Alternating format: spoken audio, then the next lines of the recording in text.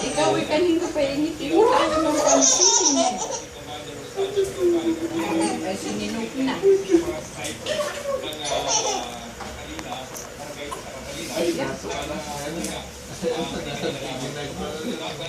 Nagtsumanog ka!